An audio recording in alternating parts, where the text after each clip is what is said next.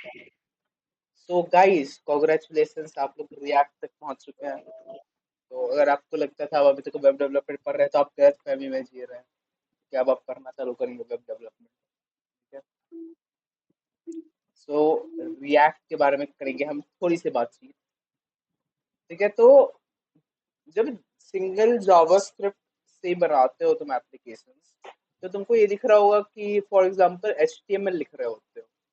तो एचटीएमएल तुम्हारा, मान लो कि एक पेज है वो बहुत बड़ा है। तो अभी तुम लोग एक्चुअली में सबसे बड़ा जो बनाए थे वो था तुम्हारा, जब हम टेलविंड का प्रोजेक्ट दिए थे वो सबसे बड़ा एप्लीकेशन था तुम लोग का अभी तक का। ठीक है।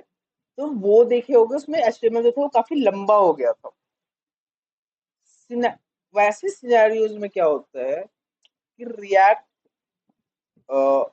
जो था वो एक सॉल्यूशन लेके आया कि वाई नॉट कि हम लोग जो अलग अलग पार्ट्स होते हैं एक पेज के, उसको टुकड़ों में तोड़ लें, उसको कंपोनेंट्स बोला है, और सबको अलग अलग जगह लिखें और एक जगह पे जाके जोड़ दें। ठीक है। लाइक लेगो पीसेस जैसे होते हैं, अगर जिंदगी में मोस्ट लाइकली देखे ही होंगे। तो क्या होता है कि सम सॉर्ट ऑफ चीज जो होता है वो तुम जोड़ जोड़ के बिल्डिंग ब्लॉक्स टाइप से बना रहे होते हो। ठीक है, ना कि एक रिजिड स्ट्रक्चर। ठीक है। तो उसके साथ साथ क्या हुआ रिएक्ट के साथ साथ, बिकॉज तुम लेट्स सपोज कि तुम्हारा बिल्डिंग ब्लॉक्स है, लेगो है, मान लो रेड कलर का एक 5 लेगो के ब्रिक्स ऊपर में स्टैक्ड है।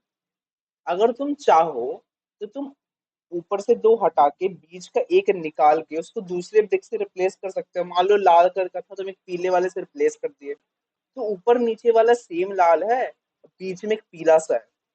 ठीक है। तो वो इजी रख गया कि ऊपर नीचे वाला जो पार्ट है वो सेम रहेगा, वरस जो बीच वाला पार्ट है वो चेंज कर सकते हैं। सेम आइडियोलॉजी आराम से तुम लगा सकते हो रिएक्ट में, कि तुम लोग ओके इस पार्ट, वेब का ये ऊपर का पार्ट है, नीचे का पार्ट है, मान लो हेडर है और फुटर है, नैप बार है, फुटर है, उसके अलावा बीच का पार्ट जो है वो हम चेंज कर सकते हैं हर पेज में, वेराज पेज सेम ही रहेगा। जब ये पेज सेम ही रहेगा बोला जाता है, we are talking about single page application. React जो है वो सिंगल पेज एप्लीकेशन बना रहा होता है। तुम कभी भी रिएक्ट में क्या करते हो, तुम रिएक्ट में पेज चेंज नहीं करते हो, तुम उसी पेज में रखते हो। तुम यूआरएल चेंज कर रहे होते हो, तुम स्लैश अबाउट स्लैश कॉन्टैक्ट अलग अलग पेजेस पे जा रहे होते हैं, तो वो पेज उसी जगह पर रेंडर हो रहा होता है, रेंडरिंग चेंज हो रहा होता है, पेज वही रहता है, सेम पेज रहता है। उससे क्या होता है, चीजें फास्ट लोड भी होती है और बहुत सारी चीजों को आराम से मैनेज कर सकते हो इन कंपैरिजन। ठीक है। वो बड़ा सा बल्कि कोड नहीं रहता है एचटीएमएल का। वेराज सबसे अच्छा पॉइंट जो आता है, रिएक्ट में तुम ना एचटीएमएल लिखते हो ना जावास्क्रिप्ट लिखते हो, तुम रिएक्ट में लिखते हो जेएसएक्स। इट्स एन एक्सएमएल जो कि एचटीएमएल और जावास्क्रिप्ट का मिक्सचर है। ठीक है। तो वो दिखने में कुछ पार्ट उसका एचटीएमएल जैसा दिखेगा, कुछ पार्ट उसका जावास्क्रिप्ट जैसा दिखेगा। और तुमको टेक्निकली अगर तुमका एचटीएमएल जावास्क्रिप्ट दोनों आता है, तुमको ऑलमोस्ट ऑलमोस्ट समझ आ रहा होगा। ठीक है। बहुत कॉम्प्लिकेटेड फील नहीं होगा अगर तुमको ये दोनों चीज पहले से आता है, जो कि हम अच्छे से पढ़ाए हैं आई सपोज।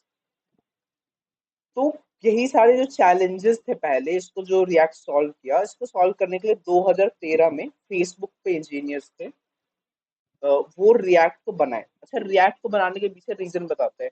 कुछ भी जो प्रॉब्लम खोजा जाता है, जो जो प्रॉब्लम निकल के आता है वो किसी रीजन के कारण निकल के आता है। तो ये जो प्रॉब्लम निकल के आया था वो तब निकल के आया था जब फेसबुक अक्वायर किया था 2012 में इंस्टाग्राम। ठीक है। 2012 में जब इंस्टाग्राम को फेसबुक रिक्वायर किया, तो Facebook wanted to redesign it things. Of course web application उसमें आता है। तो उसके जो इंजीनियर्स थे, they wanted to like JavaScript में बनाना था, ये बात डिसाइडेड था पहले से। सो वो डिजाइन करने चाहे कि थोड़ा सा इजियर बनाया जाए जावास्क्रिप्ट को यूज करने के लिए उनके लिए, ऑफ कोर्स वो खुद के लिए चाहते थे। तो वो लोग डिजाइन किए एक लैंग्वेज को, दैट वाज सॉरी, एक लाइब्रेरी को, that was bolt JS, which evolve in React JS. ठीक है। 2013 में उसको ओपन सोर्स कर दिया गया, अवेलेबल कर दिया गया पब्लिक के लिए टू यूज रिएक्ट को।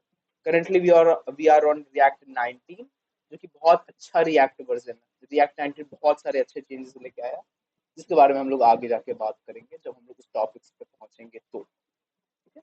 तो रिएक्ट बहुत तेजी में पॉपुलैरिटी गेन किया। अगर हम ग्राफ दिखाने जाए तो react is the most use framework. And why people use react is, कुछ लोग का ये मानना है कि रिएक्ट से बेटर फॉर एग्जांपल व्यू या स्वेल्ट है, तो और जावास्क्रिप्ट लाइब्रेरीज हैं जो एग्जिस्ट करते हैं, जो कि बहुत लोग को लगता है रिएक्ट से बेटर है। बट द पॉइंट इज क्योंकि रिएक्ट को बहुत ज्यादा लोग यूज करते हैं, तो नंबर एक जॉब्स ज्यादा है, अगर तुम रिएक्ट सीखोगे तो जॉब ज्यादा मिलने का चांस है। रिएक्ट दो, रीजन दो कि तुम्हारा जो कम्युनिटी है रिएक्ट का वो बहुत बड़ा है।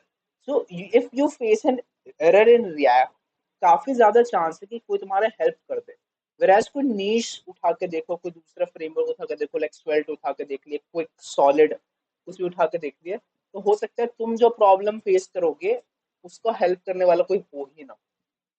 ठीक है, तो ये था कुछ चीजें रिएक्ट के बारे में।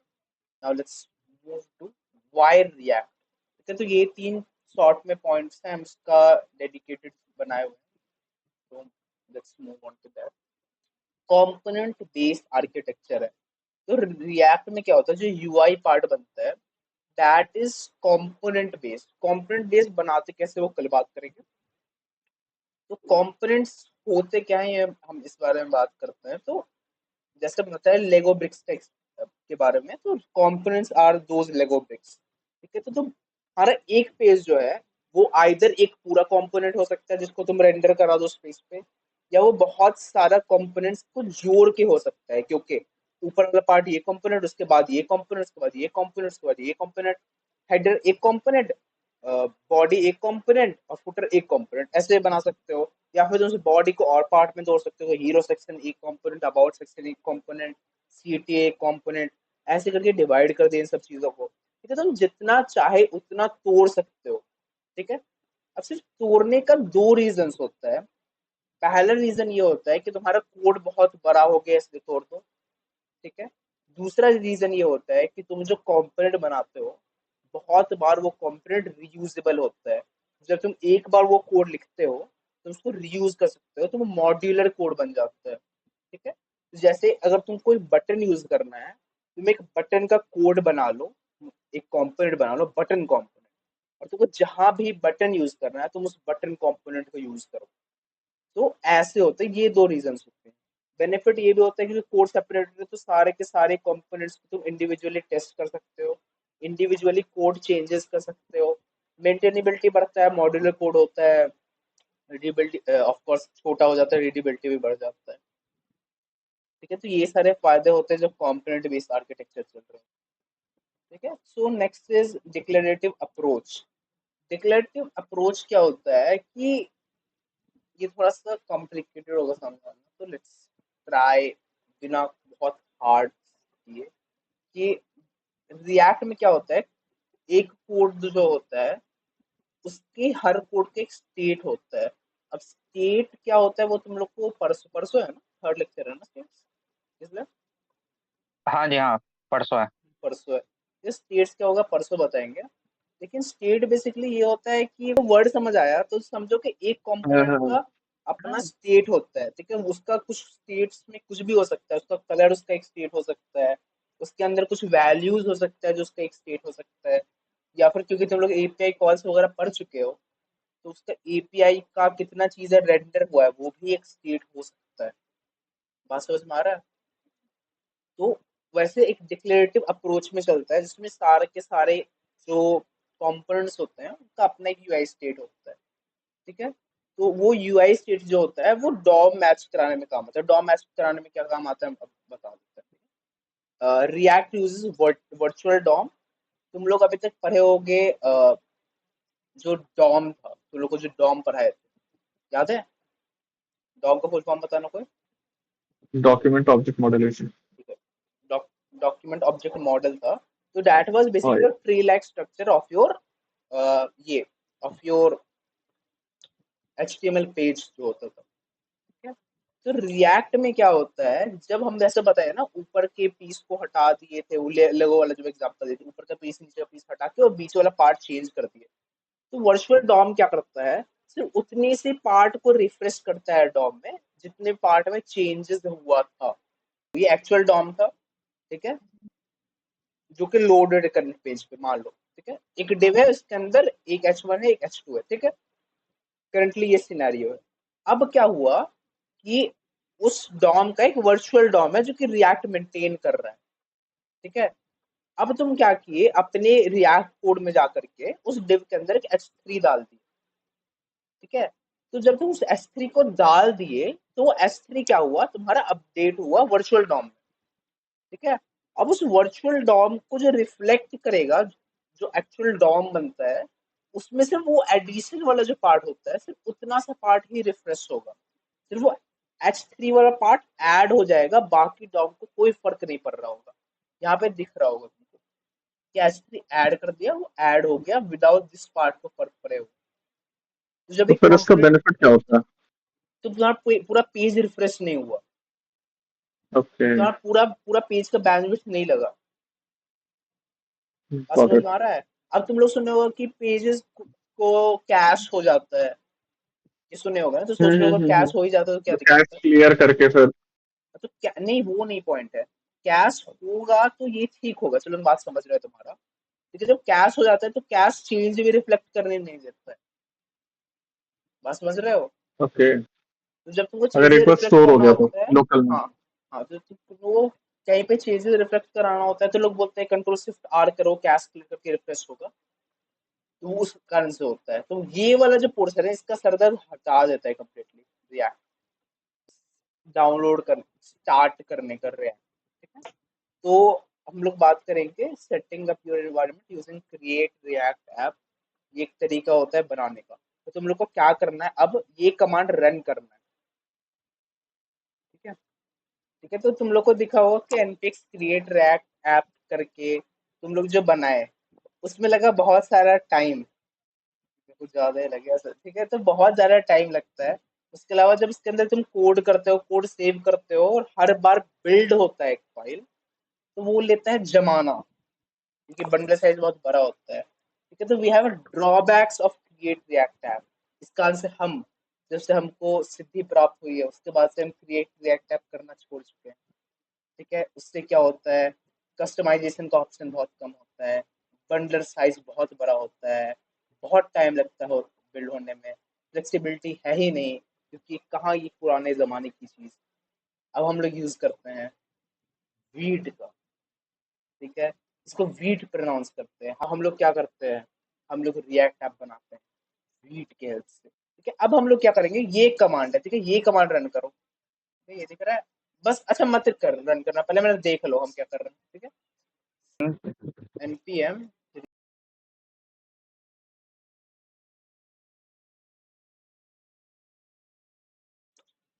ठीक है, ये क्या करता है, ये जब रन होता है तो ये हमको देता है बहुत सारे ऑप्शंस। वैनिला यानी कि जावास्क्रिप्ट फ्रेमवर्क बिना किसी चीज के, वैनिला मतलब वही होता है। व्यू बना सकते हैं, रिएक्ट बना सकते हैं, प्रिएक्ट बना सकते हैं, लिट बना सकते हैं, लिट लिट बहुत अच्छा लगता है, स्वेल्ट, सॉलिड, क्विक, और भी बहुत कुछ। तो हम लोग को काम करना है रिएक्ट पे। रिएक्ट करेंगे तो हमसे उसके बाद ये हमसे पूछ रहा है you want TypeScript server wise component के साथ, तो we will go with normal JavaScript, ठीक है। तो उसके बाद क्या करना है, ये उसके बाद हमको बताना है कि उसके बाद आपको ये 3 स्टेप्स रन करना है, ठीक है।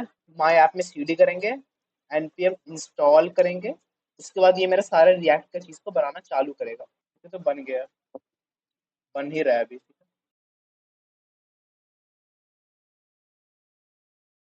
हाँ, बन गया। ठीक है। अब हम इसको करेंगे कोड। देखो ये जो फाइल बना है ये वीट से रिएक्ट ऐप बना है, ठीक है। ये बनने में कम टाइम लगा और इट इज फास्ट। फास्ट होने का रीजन ये है कि वीट क्या होता है, वीट यूज करता है अंडरवुड रोलअप का।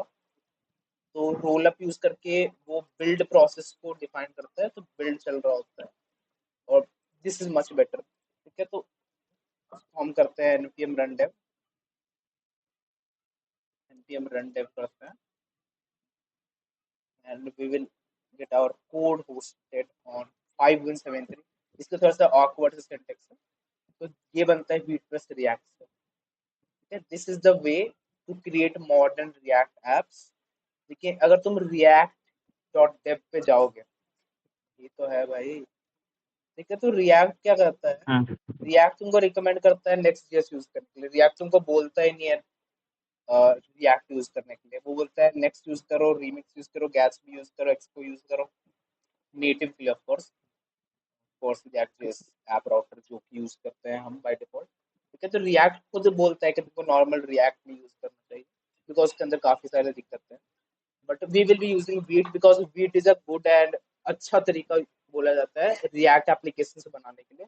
जब हमको एकदम प्योर रिएक्ट ऐप बनाना रहता है, हमको फुल स्टैक ऐप नहीं बनाना होता है, तब हम रिएक्ट में वीट का यूज करते हैं। ठीक है। We will go to Vite का वेबसाइट। ठीक है। फ्रंट एंड टूलिंग है। ठीक है। ये क्या प्रोवाइड करता है वीट तुमको, ये प्रोवाइड करता है एक तरीका जिसको तुम अपना प्रोजेक्ट्स बनाने के लिए यूज कर सकते हो। अब प्रोजेक्ट जो होता है उसके अंदर ये बहुत सारा ये है, बहुत सारा फाइल्स है। ठीक है। ये सारा का सारा आइदर तुमको खुद से बैठ के बनाना पड़ेगा। ठीक है। ये दिख रहा है, ये चलो पब्लिक में जो है एसवीजी, ये तो वीट का अपना है। ये स्लिंट आरसी जो है वो हम समझाएंगे थोड़ा देर में, किटिंग नोड है, इंडेक्स एचटीएमएल। ये दिख रहा होगा, ये एक स्क्रिप्ट है जो कि मॉड्यूल से लोड किया जा रहा है। टाइप मॉड्यूल है। ये कोड जो बना है ये मॉड्यूल जेएस में बना हुआ है। ये सारी चीजें जो है ये वीट बना के दे रही है तुमको। वीट के बहुत सारे फायदे हैं। सबसे बड़ा बात यह है कि ये देता है एचएमआर, हार्ड मॉड्यूल रिप्लेसमेंट। जब एक भी मॉड्यूल के अंदर चेंजेस आता है तो उसको बहुत तेजी में, जो रिएक्ट बोलते हैं ना, जो रिएक्ट करता है कि एक पार्ट को हटाता है, वो ये बहुत तेजी में करता है, उसको हॉट मॉड्यूल रिप्लेसमेंट बोलते हैं। बहुत सारे टर्म्स ऐसे हैं जो कि सुनने में बहुत अच्छे लगते हैं, इंटरव्यूअर को बोलोगे तो सुन के उसको भी अच्छा लगेगा। ठीक है। उसमें से एक है एचएमआर। यहाँ पे अगर हम, चलो कुछ करते हैं, why not do something something for you guys. हम जो करेंगे तुम लोग को ना समझ आए कोई बड़ा बात नहीं, कल से समझ आने लगेगा। Let's do little thing.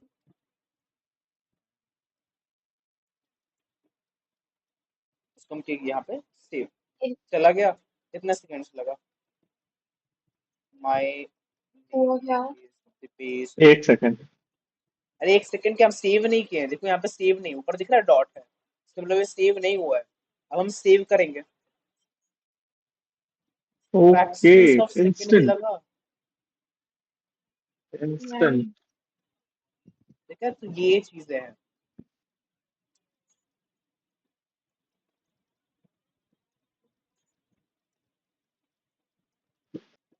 इसको वो भी समझा दो फिर कौन से में क्या क्या है इसमें, जैसे app dot C S S J S, app dot test dot J S, इन सबका इसका हल्का काम हल्का क्या क्या है। ओवरव्यू दे देते हैं कि क्या चीज क्या है। कल से तुम लोग को ये सिंटेक्स जो है इसको जीएसएक्स बोलते हैं। ठीक है। जो भी फाइल बनाओगे इसके अंदर वो जीएसएक्स एक्सटेंशन के साथ बनेगा, ना जीएस एक्सटेंशन के साथ। जीएस एक्सटेंशन के साथ बना सकते हो लेकिन मत बनाना। Don't even think about it GS extension के साथ बनाने में बहुत दिक्कतें आती है। यहाँ पे बैबल जीएस को एक्सेप्ट ये पकड़ ले रहा है, तो उस फायदे होते हैं काफी सारे इससे। ये तो समझो बेसिकली क्या होता है, ये वो फाइल है जो लोड होगा तुम्हारा, बस समझे। दिस द फाइल जो लोड हम्म। होता है। ठीक है। इसके अंदर एक ही डिव है कि दिस डिव इज रूट, और इसके ऊपर ही सारा का सारा मैनिपुलेशन हो रहा होता है, इसी के ऊपर सारा का सारा डॉम मैनिपुलेशन हो रहा होता है, सारा का सारा। ठीक है। और जो तुम्हारा जावास्क्रिप्ट होता है उसको in the form of module यहाँ से लोड किया जाता है। तुम लोड कर रहे होते हैं इस फाइल को, मेन डॉट जेएसएक्स। ठीक है। ये रिएक्ट को इनेबल करता है स्ट्रिक्ट मोड में, और इसके अंदर तुम लोग लिख रहे होते हो अपना रिएक्ट का कोड। ठीक है। तो सबसे मेन पार्ट आता है ऐप का, ऐप डॉट जेएसएक्स। इसके अंदर तुम लोग लिखते हो रिएक्ट का कोड, फिर इसके अंदर कंपोनेंट्स रेंडर कराते हो। ठीक है। तुम उसको एज मेन पेज का पार्ट, ये मेन पेज है तुम्हारा। ठीक है। इस ऐप का कुछ तो हो रहा, आग लग रहा है ट्रांसफॉर्मर। हम लोग नहीं भाई, घर के सामने ट्रांसफार्मर में ऐसे ऐसे आग लग रहा है। तो ये पार्ट दिख रहा है ऐप डॉट सीएसएस का, ये पार्ट को लोड करता है ऐप डॉट जीएसएक्स में, ताकि सारा का सारा सीएसएस जो है वो यूज हो ऐप डॉट सीएसएस का ऐप डॉट जीएसएक्स में। Similarly index dot C S S है, वो index dot J S main dot J S load हो जाता है। ठीक है, तो बेसिकली हम लोग पहले बताते हैं, हम लोग सिर्फ टेलनेट यूज कर रहे होंगे थ्रू आउट रिएक्ट। हम लोग plain C S S use नहीं करेंगे पर। ठीक है, तो ये सारी चीजें थी। अब इसके बाद एक एडिशनल टॉपिक बहुत बेसिकली कवर करेंगे। अगर तुम ES लिंट को डेप्थ में पढ़ने जाओगे तो लिटरली तुम लोग 2-3 दिन तक सिर्फ इस टॉपिक को भी पढ़ सकते हो। तो ES लिंट एक तरीका है लिंटिंग का। लिंटिंग बेसिकली होता है कि एक कांस्टेंट स्टाइल मेंटेन करना क्रॉस कोड। तो जैसे कि याद होगा प्रिटियर था, तो प्रिटियर के हेल्प से क्या होता था कि तुम लोग कोड के अंदर थोड़ा सा कंसिस्टेंसी बना रहे होते कि फॉर्मेटिंग कैसे सही। फॉर्मेटिंग। हाँ, तो ES लिंट के हेल्प से तुम लोग फॉर्मेटिंग भी कर सकते हैं। ऐसे बाय डिफॉल्ट फॉर्मेटिंग ये नहीं रहता है, लेकिन उसके अलावा तुम लोग और भी बहुत सारी चीजें कर रहे होते हो। ठीक है, तुम लोग स्ट्रिक्ट रूल्स इम्पोज कर रहे होते हो। ठीक है, ये दिख रहा होगा कि एनवी ES 2020 में है, तो तुम 2020 वाला ही कोड लिख सकते हो। तो पुराना कोई वर्जन नहीं लिख सकते हो। ठीक है, अब ये इग्नोर पैटर्न्स है, तो डिस्ट फोल्डर जो बनता है बाय डिफॉल्ट जो बिल्ड होता है फाइल, तो अगर हम इसको करते हैं, तो अगर हम यहाँ पे npm रन बिल्ड करें, ठीक है, तो ये हमको बिल्ड करेगा, ये हमको डिस्ट फोल्डर देगा। इसके अंदर जो कोड है ये प्योर जावास्क्रिप्ट में है। ठीक है, ये एकदम प्योर जावास्क्रिप्ट में है, ये देखो। अब समझ नहीं आ रहा है बिकॉज ये काफी ज्यादा घिचपिच है तुम्हारे लिए, but this is pure JavaScript.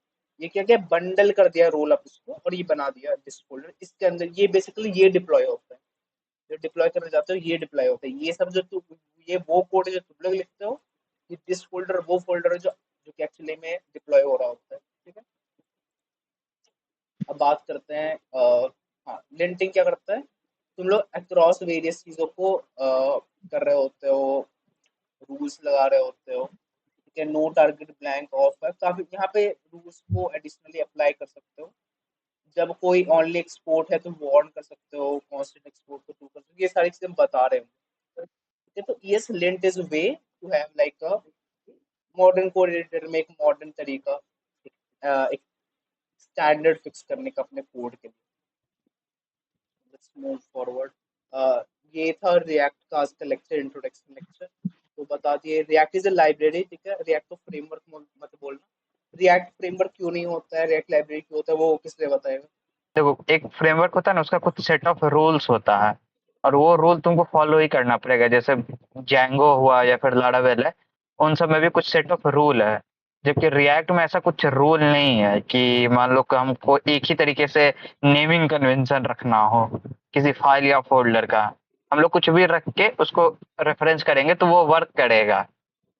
ठीक है, कुछ रूल्स है लेकिन वो फ्लेक्सिबल है, तो इस कारण इसको लाइब्रेरी बोलना अप्रोप्रिएट रहेगा। ठीक है, तो ये आज का क्विज का लिंक है।